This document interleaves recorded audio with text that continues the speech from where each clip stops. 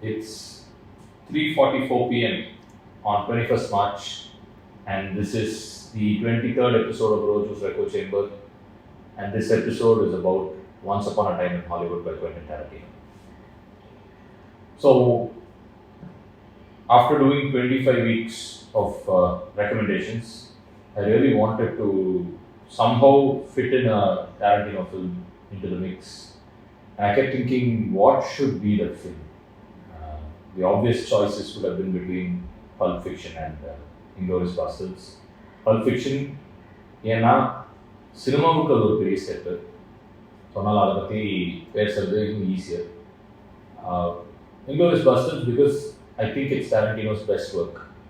People will recognize it as the best film that he's ever written and put on screen. And time will stand testament to that. But what I really like in his body of work is the most mature and somber piece that he's ever done, which is Once Upon a Time in Hollywood.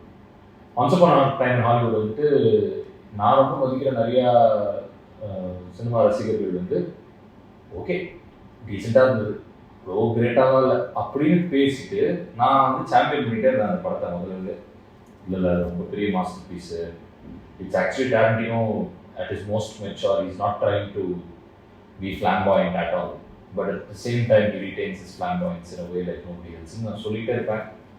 அதை வந்து first recognise பண்ணாதவங்க நிறைய வாட்டி நான் சொன்னதுக்கப்புறம் போய் recognise பண்ணிவிட்டு எனக்கு நீ சொன்னது கரெக்டாக பயங்கரமாக இருக்கா படம் அப்படின்ட்டு வந்து சொல்லியிருக்காங்க. So I thought the best film that I could recommend is a film that I've seen work because of my recommendation in real life, which is Once Upon a Time in Hollywood. So what is so great about Once Upon a Time in Hollywood? What sets it apart from the other films that Tarantino has done? So Once Upon a Time in Hollywood, we have two handsome hunks of Hollywood who are aging in real life, playing a fading Hollywood superstar and his stunt double. Very odd choice. I முதல்ல கேள்விப்பட்டபோதே வந்துட்டு how is he the stunt double of this fellow? ஏன்னா நம்ம ஊர்லாம் வந்துட்டு அந்த whole we are used to this belief that stunt doubleனா பக்காவாக அந்த மாதிரி ஃபீச்சர்ஸ் இருக்கணும், பட் ஆக்சுவலி அவ்வளோ கிடையாது. It can be made up to look like the other person. ஓரளவுக்கு ஹைட்டில் சிமிலாரிட்டி இருந்தாலே போதும். அண்ட் இவங்க ரெண்டு பேருக்குமே ஹைட்டில் சிமிலாரிட்டி இருக்குங்கிறதே நான் ஆக்சுவலாக படம் பார்க்கும்போது தான் எனக்கு புரிஞ்சுது. ஸோ இந்த படத்தில் வந்துட்டு இவங்க ரெண்டு பேரோட ஒரு ஃப்ரெண்ட்ஷிப்பை பற்றின Outlook that they both develop, have developed and will develop through the course of the film is what we experience. It's a buddy film. It's a very cute buddy film taking Hollywood as its backdrop and a very, very important incident in Hollywood history, the death of Sharon Tate, as part of its plot.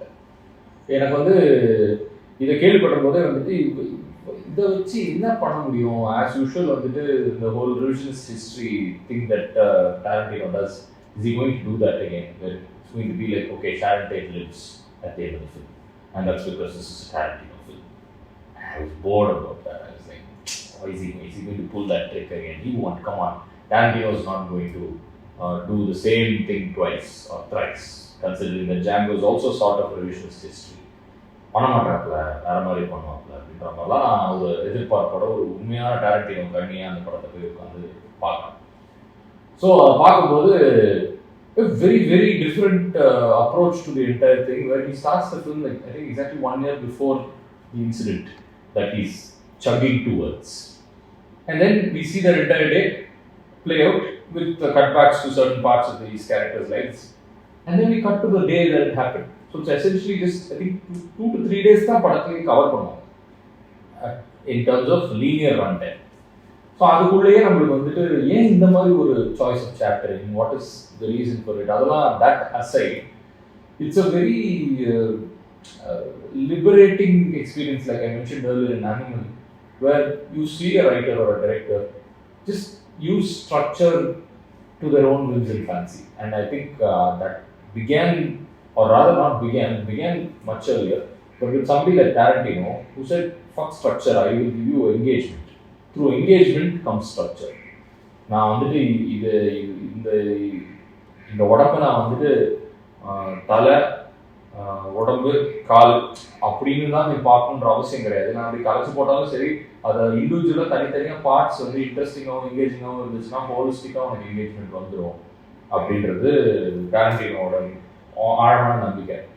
And அவர் அதை சூப்பராக பண்ணுவார். அவரை பார்த்து influence ஆன உலகத்தில் இருக்கிற எத்தனையோ film makers, especially Tamil film makers, have ended up making films that are parts greater than whole.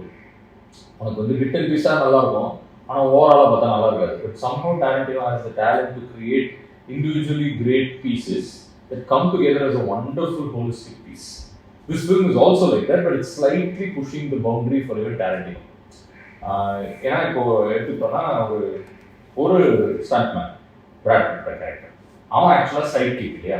Batman and Robin technically Al Pacino describe பண்ணுற மாதிரி பேட்மேன் அண்ட் ராபின்ல பேட்மேன்றது தான் இவன் ரிக் டால்டன், கிளிஃப் பூத் வந்துட்டு ராபின். ஸோ ஒரு Robin will never be cooler than Batman, but in Once Upon a Time in Hollywood, Robin is cooler than Batman, and that's the beauty of the interaction that these two have.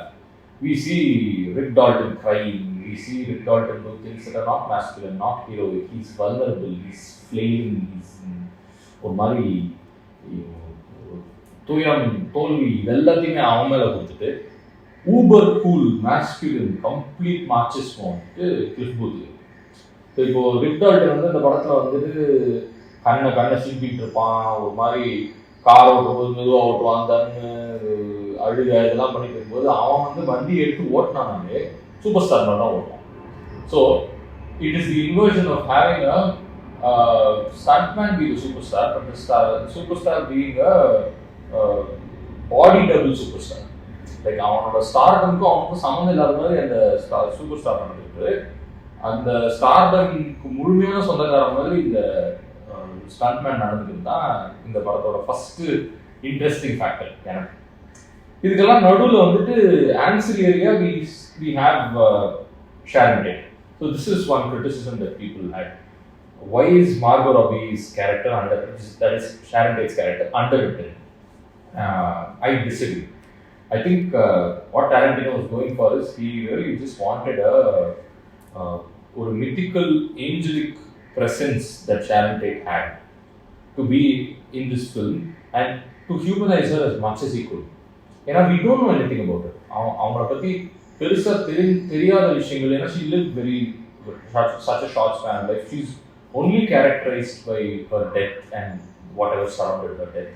So how do you humanize her? You show her being a flawed human being, enjoying something silly, like going to her own films screening, buying tickets for it, putting her legs up and wearing these goofy glasses. In the memory of Sharon Tate நமக்கு கிடையவே கிடையாது. யாருக்குமே வந்துட்டு இதை நிஜமே பண்ணாங்களா அப்படின்னு தெரியாது. But நம்ம அதை வந்து ஒரு மாதிரி பண்ணியிருந்தா சூப்பராக இருக்கும்ல, அழகாக இருக்கும்ல, because we are colored by the tragedy of her death. When we see her character do something like this, we really empathize with that character and we really humanize that character. And I think that is when Tarantino was exercising so much control as a writer. He wasn't trying to milk it. And I know if anybody in the world can milk it and milk it really well without it coming across as a cheap trick, it's Tarantino. So Tarantino choosing to be like, இல்லை நம்ம just அதை வந்துட்டு as little as possible, as subtle as possible அந்த character நம்ம use பண்ணுவோம் அப்படின்னு நினைக்கிறதே வந்துட்டு as a up and coming writer எனக்கு ரொம்ப பெரிய ஒரு இன்ஸ்பிரேஷன். நம்ம நாளைக்கு இந்த மாதிரி ஒரு கேரக்டர் எடுத்தோம்னா இப்படி கூட நம்ம ஹேண்டில் பண்ணலாம் அப்படின்றது நான் ரொம்ப ஃபஸ்ட்டு எனக்கு ஸ்ட்ரைக் ஆச்சு பார்க்கும்போது. And it's a beautiful performance by Margot Robbie. It's an understated performance, but it renders so much humanity to that character that is not written by Tarantino. It's only brought on screen by her presence. So it was one of the best casting choices ever made. And I think one of the award ceremonies, Tarantino did mention that it's her grace, it's Margot Robbie's grace that is translating onto screen that is becoming the grace of Sharon Tate. And it's absolutely true.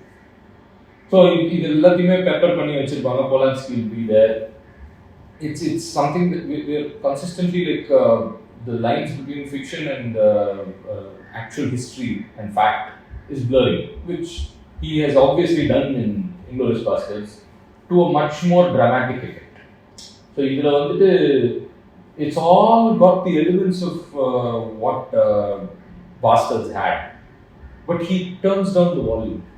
He really brings down the actual எப்படி சொல்கிறது, இந்த மெலோட்ராமாவே இருக்காது படத்தில்.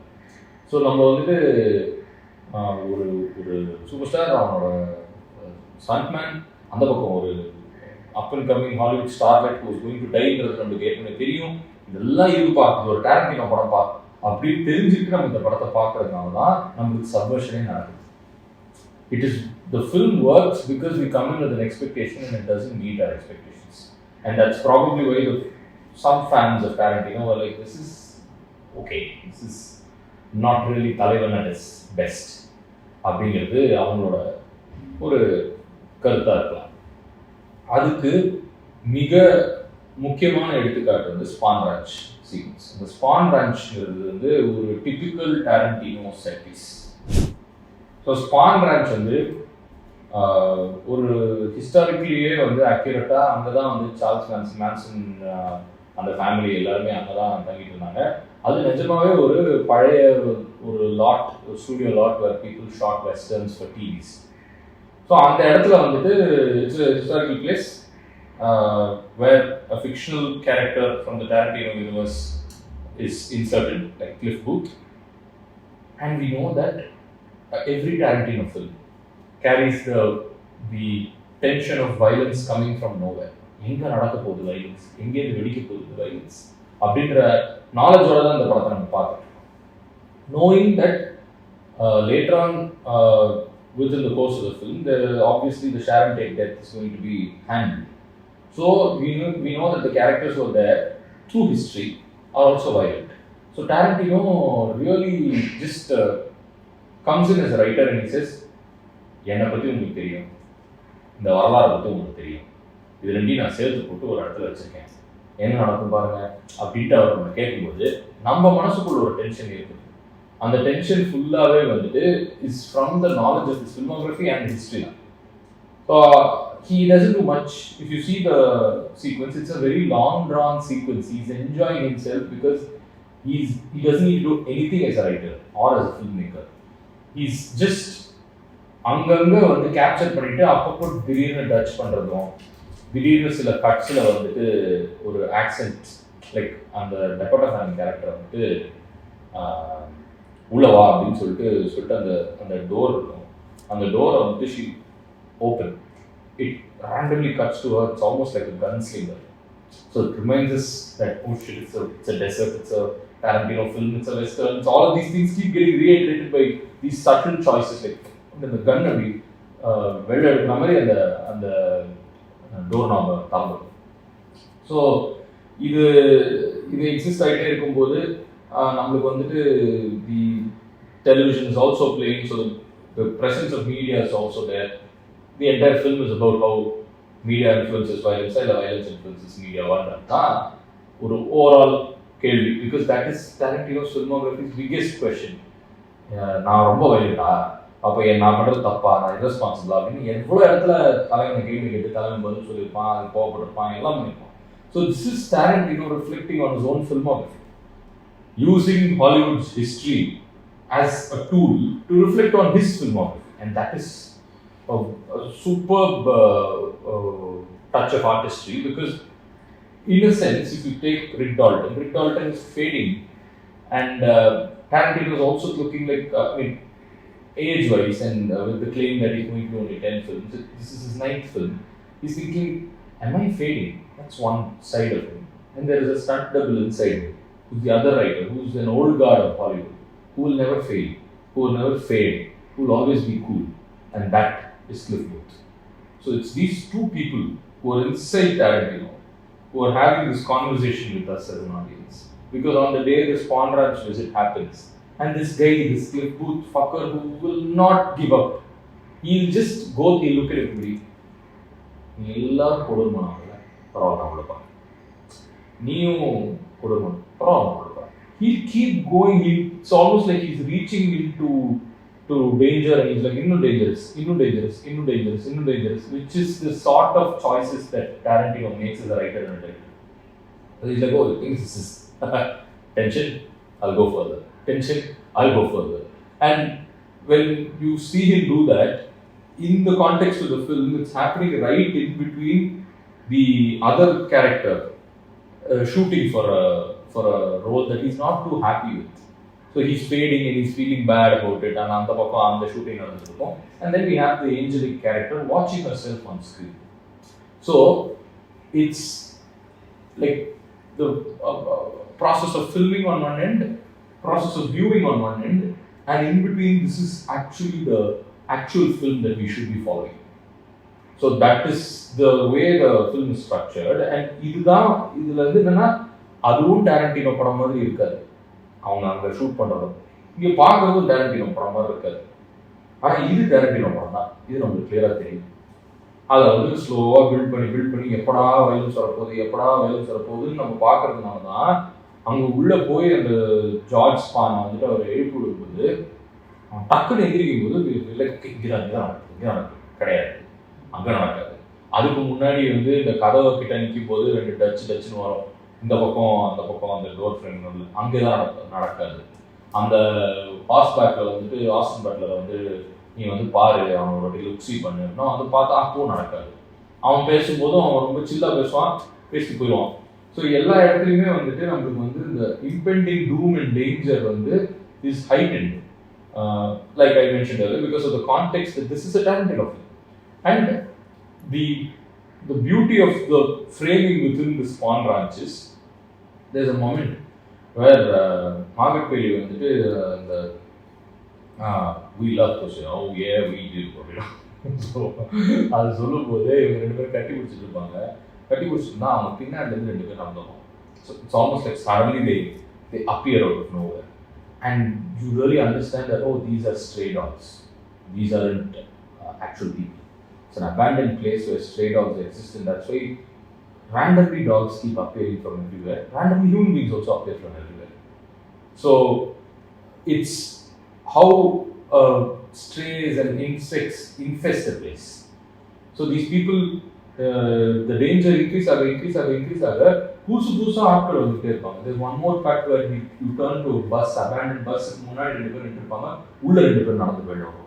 So it's like எங்கேருந்து ஆளுங்க மாதிரி அப்படி நம்மளுக்கு டிசோரியன்டிங்காக இருக்கும். Cliff doesn't care. Cliff is like, oh these idiots அப்படிலாம் பார்த்துருக்கான். இது ஏன்னா Cliff is not a stray. Cliff is a pitbull or an American bully, whichever the dog is. But he's a trained guard dog. He will go for a fight and he will murder all these strays. That's the attitude with which Tarantino positions Cliff. There is another interpretation to this whole film, which is how old Hollywood was very racist. Old Hollywood was white. Old Hollywood was classist, and they basically believed that hippies, gypsies, people from other walks of life and classes and whatever are not well. And Cliff represents that.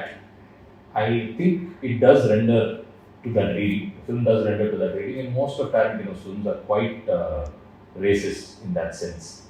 But it's not with malice. I don't attribute this as an intentional choice that Tarantino makes. It's just Tarantino speaking about old Hollywood with nostalgia. அந்த காலத்தில் எப்படி இருக்கு தெரியுமா? அதனால தான் அந்த once upon a time in ஹாலிவுட்ங்கிற title இருக்கு. ஸோ அந்த பாசத்தை நீங்கள் ஷேர் பண்ணனா இந்த படத்தை உட்கார முடியும்.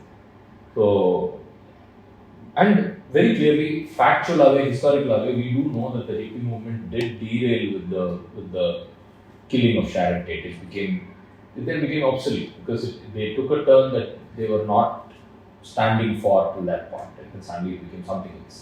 So in the context of this film, being anti-hippie, being whatever Tarantino's stance is, it's correct. It's not wrong. Now back to the sequence. So on the sequence, we see everywhere the influence of media. Like I said, on the TV வந்துட்டு டைஜெட்டிக்காக sound ஓடிட்டே இருக்கும். ரொம்ப பிடிச்ச bit என்னன்னா, அந்த டைஜெட்டிக்காக sound ஓடிட்டே இருக்கும்போது இவங்க உள்ளே வந்ததுக்கப்புறம் எங்கே வேர் இஸ் ஜார்ஜ் அப்படின்னு கேட்கும்போது she'll point with her leg. So when she points with her leg, the sounds of the TV become a background score and we don't realize it. it becomes like a Western build-up score. And until he goes into the room, that provides the tension. These are subtle choices of sound design that we do not make in our country that much because everything is out in the open. இந்த மாதிரி ஒரு சாய்ஸை வந்துட்டு ஏன் நம்ம எடுக்க மாட்டேங்கிறோம் அப்படின்றது எனக்கு ஒரு வாட்டி தோணும். And also, if you look at this whole the gunslinging song, the way she opens that latch and then comes back and she sits and she pulls the bark launcher, it's the legs that come. It's like Tarantino saying, remember it's a Tarantino film. Remember the feet are always there, and he points with her feet. So the consistent reminder that this is a Tarantino film is also there woven into the language. But it's why I say that this is his most mature film is because this film, it peaks. I mean, the sequence, it peaks when he meets George, and it becomes like this old man rambling around and round and round around the same place, and it doesn't lead to anything. He walks out, and he goes there and he sees that the one of the hippies having torn the tire, and he pulls the tire out and he puts it on the ground. அந்த இடத்துல when we think that all of it is over and Cliff Booth will leave because that's what any sensible human being would do. Instead, he picks a fight. It's not even a fight. It's a proper beat down, knockout of that guy. அவனை குத்தி அவன் குத்தினா அவனோட there's a shot of that leg going up in the air like it's a god punching down on an ant. அந்த அளவுக்கு power Cliff Booth கிட்ட இருக்கு அப்படின்ற மாதிரி அந்த இடத்துல violence வெளிவரும். So then you are like, oh god, this is going to become crazy. This is the Tarantino moment that we've all been waiting for. And even there, he's not rushing because he does 2 punches. And then he picks him up, he removes his glasses, he looks at the ladies and says, ladies, and then he punches him again. So actually, it's us that is giving the pace to the sequence, the rhythm to the sequence, because we're like, oh, you படிச்சால இதுக்கு மேல வந்து எல்லாமே blood bath தான் வேற மாதிரி ஆயிட போகுது அப்படின்னு நம்ம எதிர்பார்த்துட்டே இருக்கும். But Tarantino is not going in that mode. Tarantino is like, I just want my tire fixed. He has to fix it. And the fixture is happening, and they go reach for Tex, and Tex is coming back, and he's coming back on his horseback. And because of our cinematic knowledge of Western and Tarantino films and the history of the place, we're thinking, முடிஞ்சுதா பத்தா வேற level ஏதோ சம்பவம் நடக்க போகுதுன்னு வந்தா அந்த காரே இல்லை. And this is where Tarantino is consistently making either the fictional fairy tale choice or the realistic real choice, and that's what the battle of the film is consistently going to be. It is original நடக்குமா இல்ல stunt டபுளா நடக்குமா அந்த மாதிரி ஒரு mirror ஒன்று ஓடிக்கிட்டே இருக்கும். நம்ம வந்து அண்ட் அதை வந்துட்டு he doesn't give you a pattern to settle on because as we are believing that Cliff Booth அடிச்சு தம்சம் பண்ண முடியும், ஸோ அதனால அவன் அடிச்சு தம்சம் பண்ணுறோம். Cliff Booth முடியும், பட் இந்த சுச்சுவேஷன் வந்து தம்சம் பண்ணக்கூடிய சுச்சுவேஷனாக மாறாதான்றது Tarantino மேலே தான் இருக்கு. ஸோ அவர் தான் இது எப்போ இது ஃபேரி டேல் ஆகும், எப்போ இது ரியலிஸ்டிக்கான அவுட்லுக்கா இந்த படம் இருக்குங்கிறத அவர் தான் முடியும். ஸோ அந்த by fairy tale again, let's not misunderstand what a fairy tale means. In Tarantino land, what is a fairy tale Tarantino film? When the violence is bursting on screen, it's a fairy tale Tarantino film, which is where the climax works. He gives it a fairy tale twist where these hippies walk into the Rick Dalton's house and they get fucking smashed. They get murdered brutally, and we're all laughing because we're like, yes, this is what we wanted. Retributive justice from Mr. Tarantino. But it's so sad. This is Tarantino at his saddest because he's like, yeah, it would be nice if justice served on movies is enough for their life. It's not. But does that mean we give up hope in life and movies? No, we don't. It's such a complex, bittersweet ending because it is not doing this whole cathartic blast that we could get from Inglourious Basterds seeing Hitler die. It's actually making us go many things, among which one is இப்படியே போதில் தானே அந்த ஹிப்பிஸும் போய் ஷேரிட்டேட் பண்ணாங்க. அதே acid dipped cigarette that too from the hippie, அந்த acid dipped சிகரெட்டை வந்துட்டு அடிச்சுட்டு இவன் தம்சம் பண்ணுறாங்க. இவன் ஒரு பொம்பளையை கொள்றாங்க, இவனும் ஒரு ஜஸ்டிஃபிகேஷன். ஸோ எனக்கு பார்க்கும்போது ஐ ஐ cheered for the first 2 seconds, and the next 2 seconds I'm going into a different thought. Something என்னமோ தப்பா இருக்கே, ஒரு ரெகுலரான ஒரு டாரண்டினோ வயலன்ஸ் மாதிரி என்னால் இதை ஃபீல் பண்ண முடியலையே. அங்கே தான் வந்து Tarantino's introspection and you know critique of his own films is speaking there, because he's saying, man, if it was just fun and frolic like my younger days, I would go all out and I wouldn't care. I would just be like, yeah, this is films, we can all fucking have fun. While that is true, it's also sad that something as pure as stardom, because stardom is pure, it's like ஒரு குழந்தை மாதிரி stardom. அந்த மாதிரி ஒரு குழந்தை அதை எடுத்து இப்படி கொண்டு சதைச்சிட்டாங்க. He's only talking about the star that is Sharon Tate. And when you look at the stardom of a fall and then you see that there's a human being behind it, all of this really irks us first, and that's because it's irked him. That, oh my God, the stuff that we show in movies might not be real, but the effects of them are real. And we must acknowledge that. Whether we take responsibility to do, safer films or more peaceful and less violent films, that is secondary.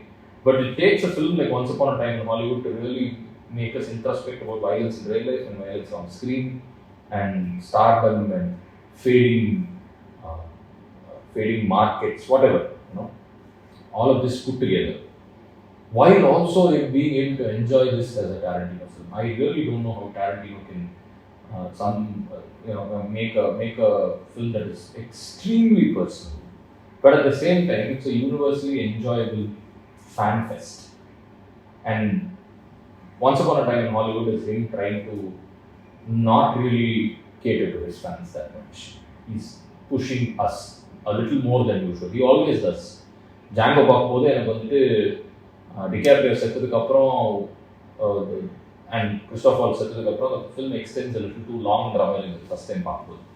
But no, that's a necessary ending that is required for that film. It needs that much time, and he'll go there boldly. But this is him being extremely bold.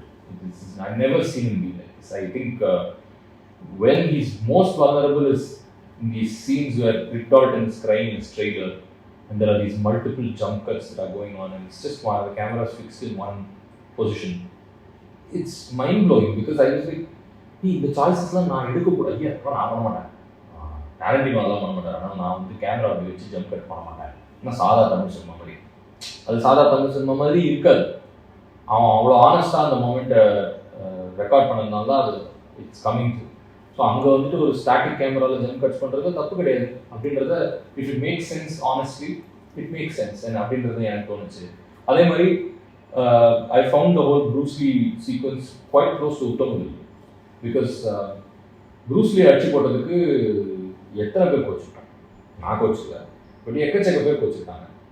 நான் ரொம்ப நாளாக அதை எப்படி defend பண்ணிட்டு இருந்தேன்னா, Cliff booth வந்து Bruce லீயே அடிக்கக்கூடியவன்டா அப்படின்றத நம்ம காட்டினான்னா அவன் கடைசியில் துவம்சம் பண்ணும்போது நம்மளுக்கு வந்துட்டு ஓகே அவன் பண்ணுவான் அப்படின்றது தோணும். ஸ்பான்ரான்ஸில் அவன் வந்துட்டு அந்த பில்லாக நிற்கும்போது நிற்பாண்டா, என் தலைமை நிற்பாண்டா அப்படின்றது தோணும். பட் ஆக்சுவலாக அது எல்லாமே வந்து பாயிண்ட் கிடையாது என்னை பொறுத்த வரைக்கும்.